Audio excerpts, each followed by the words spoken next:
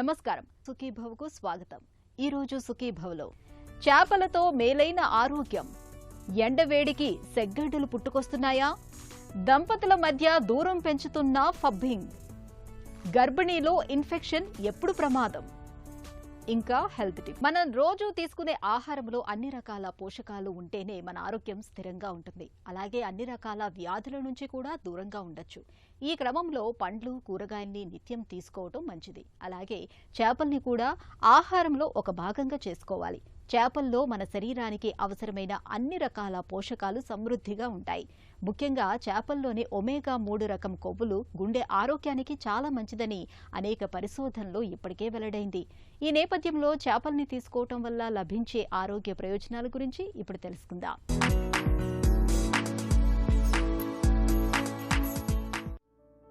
వాతావరణం చల్లగా ఉంది. చేపల పులుసు తింటే కమ్మగా ఉంటుంది. ఇలాంటి వాతావరణంలో వేడివేడిగా చేపల పులుసే కాదు, ఎలా తిన్నా సూపర్. ఆ మజానే వేరుగా ఉంటుంది. చేపల వేపుడు కూడా అద్భుతంగానే ఉంటుంది. చేపల్ని ఏదో ఒక రూపంలో వారంలో కనీసం 2-3 సార్లు తింటే అనేక అద్భుతమైన ఆరోగ్య ప్రయోజనాలు కలుగుతాయి. మాంసాహారంపై మక్కువ చూపించేవాళ్లు చికెన్, మటన్ వంటి జంతు మాంసాల కంటే చేపల్ని తినడాన్ని అలవాటుగా మార్చుకోవడం వారి భవిష్యత్ ఆరోగ్యానికి చాలా మేలు చేస్తుందని చెబుతున్నారు పరిశోధకులు. చేపల్లోని ఒమేగా 3 రకానికి చెందిన కొవ్వులతో ఎన్నో రకాల ఆరోగ్య ప్రయోజనాలు కలుగుతున్నట్లు ప్రపంచ ఆరోగ్య సంస్థ సైతం గుర్తించింది. చేపలు వచ్చేసి మనకు వైట్ మీట్ అంటుంటాం అనమాట. వైట్ మీట్ వల్ల చాలా ఎక్కువ హెల్త్ బెనిఫిట్స్ ఉంటాయి. ఈ వైట్ మీట్ ఏదైతే మనకు చేపల్లో ఉంటుందో దీంట్లో మనకు ప్రోటీన్తో పాటు variety of vitamins like vitamin D, vitamin A, vitamin E, B vitamins ఇలాంటివి చాలా వరకు మనకు ఉంటాయి. దీంతో పాటు ఈవెన్ మినరల్స్ అంటే selenium, zinc, iron, copper, lead ఇలాంటివి చాలా వరకు మనకు మన శరీరానికి ఏదైతే రెగ్యులర్ బేసిస్లో ఈ వైటమిన్స్, మినరల్స్ అనేవి అవసరం పడతాయో ఇలాంటివన్నీ మనకు ఫిష్లో చాలా వరకు ఉంటాయి అన్నమాట. కొలెస్ట్రాల్ కంటెంట్ అనేది రెడ్ మీట్లో ఎక్కువగా ఉంటుంది. అదే మనం వైట్ మీట్ చూస్తే కనుక, ఫిష్లో ఉన్న వైట్ మీట్ చూస్తే కనుక ఇందులో ఈ కొలెస్ట్రాల్ కంటెంట్ ఉండదు కాబట్టి ఈజీగా డైజెస్ట్ అవుతుంది. ఫిష్లో మనకి ఏదైతే ఒమేగా 3 ఫ్యాటీ యాసిడ్ కంటెంట్ ఉంటుందో అది చాలా వరకు ఇన్ఫ్లమేషన్ని తగ్గించడానికి హెల్ప్ చేస్తూ ఉంటుంది. బెనిఫిట్స్ చూసుకుంటే కనుక ఎవరికైతే ఐసైట్ ఉంటుందో రెగ్యులర్ బేసిస్లో ఈ ఫిష్ అనేది కన్జ్యూమ్ చేయడం వల్ల ఏమవుతుందంటే వైటమిన్ ఏ కంటెంట్ అనేది చాలా వరకు ఉంటుంది కాబట్టి ఐ హెల్త్ని కూడా మనం మెయింటైన్ చేసుకోవచ్చు. దీంతోపాటు skin health and hair health, even hair fall ఉన్న వాళ్ళకి కానివ్వండి, లేదంటే చాలా రఫ్ హెయిర్ ఉండడము, లేదంటే ఈవెన్ స్కిన్లో కూడా డ్రై స్కిన్ ఉండడము, ఇలాంటివి కూడా మనకు ఈ ఫిష్ రెగ్యులర్ బేసిస్లో తీసుకోవడం వల్ల ఈ బెనిఫిట్స్ అనేవి మనకు లభిస్తూ ఉంటాయి. ఇంకా హార్ట్ హెల్త్ని చూస్తే కనుక ఎవరికైతే హార్ట్ డిసీజెస్ ఉంటాయో, కొరోనరీ ఆర్టరీ డిసీజ్ కానివ్వండి, వెరైటీ ఆఫ్ హార్ట్ డిసీజెస్లో కూడా మనకు చాలా వరకు రీసెర్చ్ ఏం చెప్తుందంటే ఫిష్ కానీ, ఫిష్ ఆయిల్ కన్జంప్షన్ చేయడం వల్ల కానీ మనకు ఈ హార్ట్ ప్రొటెక్టివ్ ఏజెంట్ లాగా మనకు చాలా వరకు యూజ్ అవుతుంది. At the same time BP ఎక్కువ, హై బ్లడ్ ప్రెషర్ ఉన్న వాళ్ళకు కూడా రెగ్యులర్ బేసిస్లో ఫిష్ తీసుకోవడం వల్ల ఈవెన్ బ్లడ్ ప్రెషర్ని కూడా మనము కంట్రోల్లో చేసుకోవచ్చు. చేపల్లో అన్ని రకాల పోషకాలు, ప్రోటీన్లు, విటమిన్లు, కార్బోహైడ్రేట్లు, మినరల్స్ లభిస్తాయి. ఈ పోషకాలు విటమిన్ డితో పాటు ఫాస్ఫరస్, విటమిన్ ఏ మొదలైన పోషకాలు కూడా మనకు వీటి నుంచి అందుతాయి. ఇక ప్రతిరోజు చేపలు తినేవారిలో గుండె జబ్బులు, మధుమేహం వంటి సమస్యలు తక్కువగా ఉంటాయని వైద్యులు చెప్తుంటారు. చిన్న చిన్న చేపల్ని ముళ్ళు సహా తిన్నప్పుడు కాల్షియం, భాస్వరం, ఐరన్ మన శరీరానికి అందుతాయి. వీటిలో మాత్రమే దొరికే ఒమేగా 3 ఫ్యాటీ యాసిడ్లు గుండెకు మేలు చేస్తాయి. ఒమేగా 3 కొవ్వులతో గుండెపోటు ముప్పు బాగా తగ్గుతుంది. రక్తంలో చెడు కొలెస్ట్రాల్ తగ్గి మంచి కొలెస్ట్రాల్ పెరుగుతుంది. శ్వాస సంబంధిత సమస్యలు చాలా వరకు తగ్గుతాయి. రక్తంలో రక్త ప్రసరణ చక్కగా ఉంటుంది. రక్తపోటు చక్కగా అదుపులో ఉంటుంది. పురుషుల్లో ప్రొస్టేట్ క్యాన్సర్ను తగ్గిస్తుంది. అలాగే శరీరంలో క్యాన్సర్ కణాల వ్యాప్తికి అడ్డుకట్ట పడుతుంది. చేపలు తీసుకోవటం వలన వ్యాధి నిరోధక శక్తి పెరిగి బరువు తగ్గుతారు. చేపల్లోని ఒమేగా కొవ్వులకు వాపును తగ్గించే గుణం ఉంది. కీళ్ల నొప్పులతో బాధపడేవాళ్లు తరచూ చేపల్ని తినడం మంచిది. చేపలు తినడం వలన అల్జీమర్స్ వ్యాధి, మానసికపరమైన ఒత్తిడి తగ్గుతుంది. ఫిష్ అంటే మనకు మెయిన్ గుర్తొచ్చేసేది ఒమేగా 3 ఫ్యాటీ యాసిడ్స్. కానీ ఈ ఒమేగా 3 ఫ్యాటీ యాసిడ్స్ వచ్చేసి డిఫరెంట్ టైప్ ఆఫ్ ఫిషెస్లో మనకు డిఫరెంట్ కంటెంట్స్ అనేవి అవైలబుల్ ఉంటాయి. ఎక్కువ అయితే మనకు సీ ఫిష్ అంటే సముద్రపు చేపలు ఏవైతే ఉంటాయో ఇందులో ఒమేగా 3 ఫ్యాటీ యాసిడ్ కంటెంట్ అనేది చాలా ఎక్కువగా ఉంటుంది. ఎస్పెషలీ సాల్మన్ ఫిష్ కానివ్వండి, ట్యూనా ఫిష్ కానివ్వండి, ఇలాంటి వాటిలో మనకు ఒమేగా 3 ఉంటుంది. కాబట్టి ఈ హార్ట్ ఈవెన్ ఫంక్షనింగ్ నార్మల్గా ఉన్న వాళ్ళు కూడా ఇంకా ఫ్యూచర్లో ఎలాంటి ప్రాబ్లమ్స్ రాకుండా ఉండాలంటే కూడా మనం రెగ్యులర్ బేసిస్లో ఫిష్ అనేది కన్జ్యూమ్ చేసుకోవచ్చు. Regular basis in the sense ఇప్పుడు మనము వారానికి అట్లీస్ట్ ఒక 2 నుంచి 3 సార్లు ఈ ఫిష్ని తీసుకుంటూ ఉండాలి. ఎంత క్వాంటిటీ అంటే 100 గ్రామ్స్ 1 సర్వింగ్ అనేది మనకు 100 గ్రామ్స్ అనేది ఉంటుంది. ఈ 100 గ్రామ్స్ 1 సర్వింగ్ వీక్లీ ఒక 2 నుంచి 3 సార్లు తీసుకుంటే కనుక మనం చాలా వరకు ఈ హార్ట్ ఫంక్షనింగ్ని చాలా కంట్రోల్లో పెట్టుకోవచ్చు. ఎస్పెషలీ హై బ్లడ్ ప్రెషర్ ఉన్న వాళ్ళకి బ్లడ్ ప్రెషర్ని కంట్రోల్ చేయడానికి హెల్ప్ అవుతుంది. ఎందుకంటే ఇందులో మినరల్ కంటెంట్ అనేది ఎక్కువగా ఉంటుంది కాబట్టి ఈ మినరల్స్ వల్ల మనకు బ్లడ్ ప్రెషర్ చాలా వరకు రెడ్యూస్ అవుతుంది. ఎప్పుడైతే బ్లడ్ ప్రెషర్ అనేది రెడ్యూస్ అవుతుందో అప్పుడు ఆటోమేటికలీ బ్లడ్ ఫ్లో అనేది డిఫరెంట్ బాడీ పార్ట్స్కి చాలా బాగా చేరుకుంటుంది. ఈవెన్ దీనివల్ల ఏమవుతుందంటే మన బ్రెయిన్ హెల్త్ కూడా చాలా వరకు ఇంప్రూవ్ అవుతుంది. కొంతమందికి ఊరికే మర్చిపోతూ ఉంటారు, ఎక్కువగా గుర్తుండదు. ఇలాంటి వాళ్ళలో కూడా ఈ బ్రెయిన్ హెల్త్ని ఇంప్రూవ్ చేసుకోవడానికి ఫిష్ అనేది మనం రెగ్యులర్ బేసిస్లో తీసుకోవచ్చు. సో ఇవన్నీ మనము మెయింటైన్ ఓవరాల్గా మన బాడీలీ ఫంక్షన్స్ ఏంటంటే హార్ట్ ద్వారానే ఎంటైర్ బాడీకి మనకు బ్లడ్ పంప్ అవుతుంది కాబట్టి ఓవరాల్గా హార్ట్ హెల్త్ కనుక మనం కాపాడుకుంటే చాలా వరకు వేరే అన్ని ఆర్గన్స్ని కూడా మనం చాలా వరకు కాపాడుకోవచ్చు. చేపలతో ఆరోగ్య ప్రయోజనాలు చాలానే ఉన్నాయి. ఇందులో మరో మాటకు తావులేదు. అయితే కొన్ని రకాల చేపల్లో పాదరసం, సోడియం, అసంతృప్త కొవ్వుల మోతాదు ఎక్కువగా ఉండే అవకాశం ఉంటుంది. కాబట్టి చేపల్ని ఎంపిక చేసుకోవడంలో కొన్ని జాగ్రత్తలు తీసుకోవడం తప్పనిసరి. కలుషితమైన నీటి వనరుల్లో భారీ లోహాలు, పురుగుమందులు, మైక్రోప్లాస్టిక్లు వంటి పర్యావరణ కలుషితాలు చాలానే ఉంటాయి. ఈ వాతావరణంలో చేపలు కూడా పెరుగుతూ ఉంటాయి. ఈ కలుషితాల నుంచి వచ్చిన చేపలు మంచి బ్యాక్టీరియాను దెబ్బతీస్తాయి. ఉబ్బరం, వికారం, అలసట వంటి జీర్ణ సమస్యలకు దారితీస్తాయి. అందువల్ల చేపలని సురక్షితమైన వనరుల నుంచి కొనుగోలు చేయడం, వాటిని తినడానికి ముందు అవి సరిగ్గా ఉడికేలా చూసుకోవడం చాలా ముఖ్యం. ఇక చేపల్లో చెప్పుకోదగ్గ మొత్తంలో పీచు పదార్థం ఉండదు. పీచు లేకపోవడంతో పేగుల్లో చెడు బ్యాక్టీరియా పెరుగుతుంది. కాబట్టి చేపల్ని తీసుకున్నప్పుడు కూరగాయలు, పండ్లు, తృణధాన్యాల వంటి పీచు అధికంగా ఉండే ఆహారాలను కూడా తీసుకోవాలి. తీవ్రమైన ఎండ, విపరీతమైన ఉక్కపోతలతో బాగా ఇబ్బంది పెట్టే వేసవి అంటే మనకు ఇష్టం లేకపోవచ్చు. కానీ వ్యాధికారకాలైన బ్యాక్టీరియాలకు మాత్రం మహా ఇష్టమనే చెప్పుకోవాలి. ఎందుకంటే ఉక్కపోత మూలంగా మన చర్మంపైన తేమ ఒక పట్టాన ఆరదు. దీంతో చర్మం అంతా తడితడిగా ఉండి ఒకటే చెమ్మగా ఉంటుంది. ఇలాంటి వాతావరణంలో చర్మంపైన ఉండే బ్యాక్టీరియా తేలికగా లోపలికి చేరిపోతూ ఉంటుంది. అలా చర్మం లోపలకు చేరిన బ్యాక్టీరియా మూలంగా మన చర్మంపై అక్కడక్కడ సెగ్గడ్డలు పుట్టుకొస్తూ ఉంటాయి. తీవ్రమైన నొప్పితో వేధించే సెగ్గడ్డల విషయంలో ఏం చెయ్యాలో, ఎలాంటి జాగ్రత్తలు తీసుకోవాలో ఇప్పుడు తెలుసుకుందాం.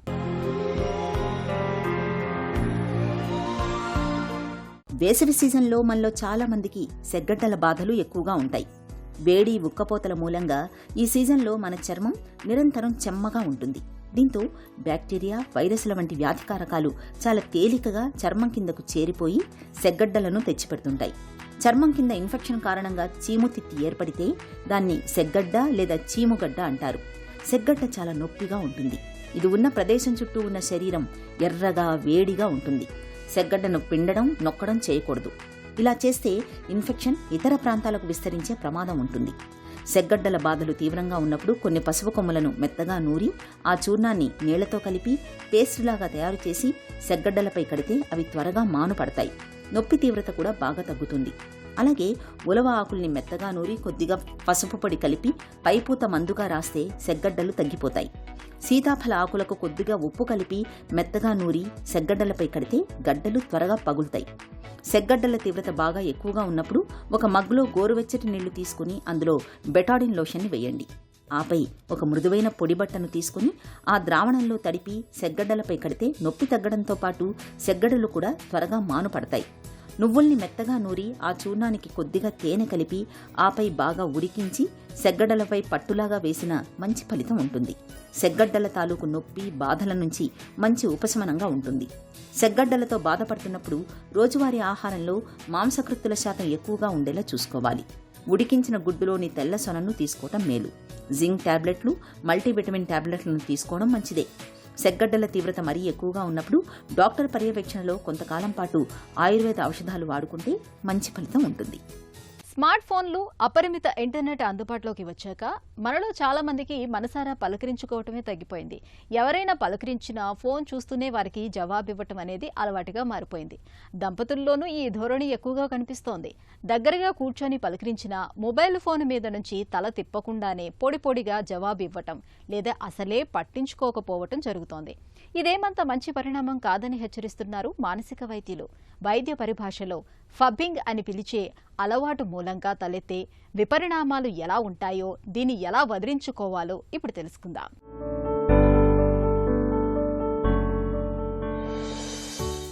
స్మార్ట్ ఫోన్లు అందుబాటులోకి వచ్చాక దంపతుల మధ్య పలకరింపుల సమయం తగ్గిపోతోంది. ఒకరు మాట్లాడుతున్నా పట్టించుకోకుండా మరొకరు ఫోన్లో మునిగి తేలుతున్నారు. ఈ రకమైన ధోరణిని ఫబ్బింగ్ అని పిలుస్తున్నారు. ప్రస్తుతం ఇంటర్నెట్ ఆక్రమించుకుంటున్న ఈ ఫబ్బింగ్ మానవ సంబంధాలకు సవాల్ విసురుతోంది. ఫోన్, స్నబ్బింగ్ అనే 2 పదాల కలయికే ఈ ఫబ్బింగ్. మనం ఒకరితో మాట్లాడుతున్నప్పుడు లేదా ఎదుటివాళ్లు మనతో సంభాషిస్తున్నప్పుడు వాళ్లపై ధ్యాస ఉంచకుండా ఫోన్ పైన ఏకాగ్రత నిలపటాన్ని ఫబ్బింగ్ అని పిలుస్తున్నారు. ఇది మనతో మాట్లాడుతున్న వారిని నిర్లక్ష్యం చేయడంతో సమానం అన్నమాట. ఇలా చేస్తే తమకంటే ఫోన్కి అధిక ప్రాధాన్యం ఇస్తున్నట్లు భాగస్వామి భావించడానికి అవకాశం ఉంటుంది. అది వాళ్లను తీవ్ర మానసిక వేదనకు గురిచేసే ప్రమాదం ఉంది. తాము ఒంటరివారమనే భావన కలిగించవచ్చు. ఫబ్బింగ్కి అలవాటు పడితే ఇతరులతో కమ్యూనికేషన్ తగ్గుతుంది. ముఖ్యంగా భాగస్వామితో విభేదాలు తప్పకపోవచ్చు అంటున్నాయి అధ్యయనాలు. మితిమీరితే ఆ జంటలు విడిపోవడానికి ఇది కారణం కావచ్చని హెచ్చరిస్తున్నాయి. కుటుంబ బంధాలు, వైవాహిక జీవితంలో సమస్యలకు దారితీసే ఈ వ్యసనం దూరం కావాలంటే ఇరువురూ ప్రయత్నించాలి. ఈ అలవాటు ఉన్నవారికి వారి తీరు వల్ల తామెంత ఒంటరితనాన్ని అనుభవిస్తున్నామో వివరించాలి. దానివల్ల ఇరువురికి కలిగే నష్టాన్ని విడమర్చి చెప్పాలి. దీని నుంచి బయటపడడానికి చేయూతనివ్వాలి. అలాగే ఈ అలవాటు ఉన్నవారు నో ఫోన్ జోన్ లేదా నో ఫోన్ టైం అలవర్చుకోవాలి. నోటిఫికేషన్లను మ్యూట్ చేయడం వల్ల కొంతవరకు ఫోన్కి దూరంగా ఉండొచ్చు. ఆ సమయంలో మనసుకు నచ్చిన అభిరుచిని పెంపొందించుకోవాలి. కుటుంబ సభ్యులతో కలిసి గడపడానికి ప్రయత్నించాలి. అప్పుడే దంపతుల మధ్య బంధం బలపడుతుంది. అమ్మతనం ఒక వరం. అమ్మ కావటం మాటల్లో వర్ణించలేని ఒక అపురూపమైన అనుభవం. తన ప్రతిరూపాన్ని తనకు తానే బహుకరించుకునే ఒక అద్భుతమైన సందర్భం. 9 మాసాల పాటు కొనసాగే ఈ గర్భిణీ దశలో ఏ చిన్న అవాంతరం తలెత్తినా కాబోయే అమ్మ మనసంతా ఆందోళనతో నిండిపోతుంటుంది. గర్భిణీ దశలో ఇన్ఫెక్షన్ల బెడద అలాంటిదే. జలుబు, దగ్గు వంటి చిన్నా చితక సమస్యలతో పెద్దగా ఇబ్బంది లేకపోయినా తరచూ జ్వరం వచ్చిపోవటం, మూత్రనాళ ఇన్ఫెక్షన్లు, కామెర్లు, చికెన్ పాక్స్, రూబెల్లా వంటి వాటిని నిర్లక్ష్యం చేయకూడదని చెబుతారు డాక్టర్లు. గర్భిణీ దశలో సాధారణంగా కనిపించే ఇన్ఫెక్షన్లు, వాటికి పరిష్కార మార్గాల గురించి డాక్టర్ని అడిగి ఇప్పుడు తెలుసుకుందాం.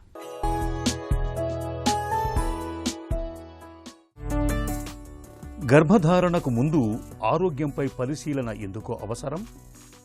గర్భధారణకు ముందు అంటే ప్రెగ్నెన్సీ ప్లాన్ చేసుకునే ముందే హెల్త్ అనేది దారిలోకి తెచ్చుకోవాలన్నమాట. మన సింపుల్ వర్డ్స్లో చూస్తే ఏంటంటే, బాగా బరువు ఉన్నట్లయితే బరువు తగ్గటానికి చూసుకోవాలి. మన డైట్లో చేంజెస్ చేసుకోవాలి. సమతుల్యమైన ఆహారం చూసుకోవాలి.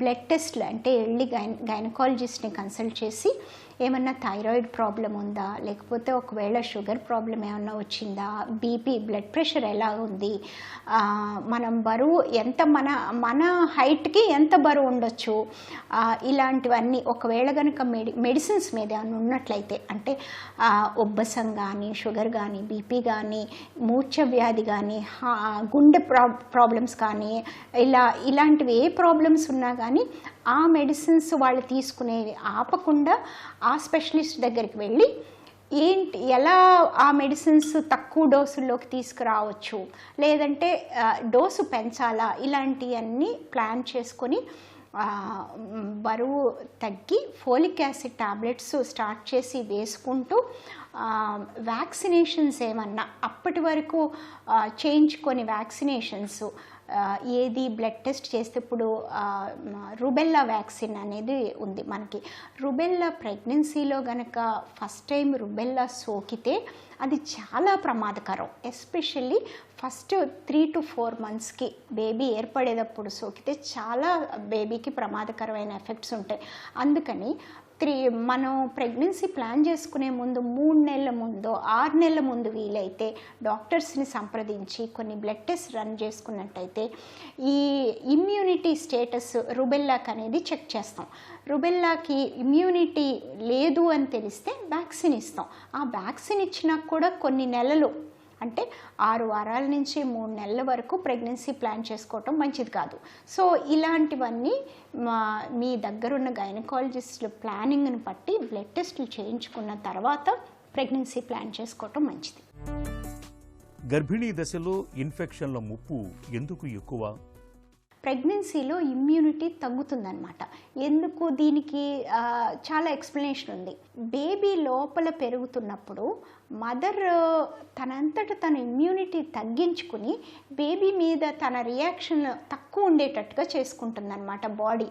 అందువల్ల రోగ నిరోధక శక్తి అనేది ప్రెగ్నెన్సీలో జనరల్గా తక్కువ ఉంటుంది.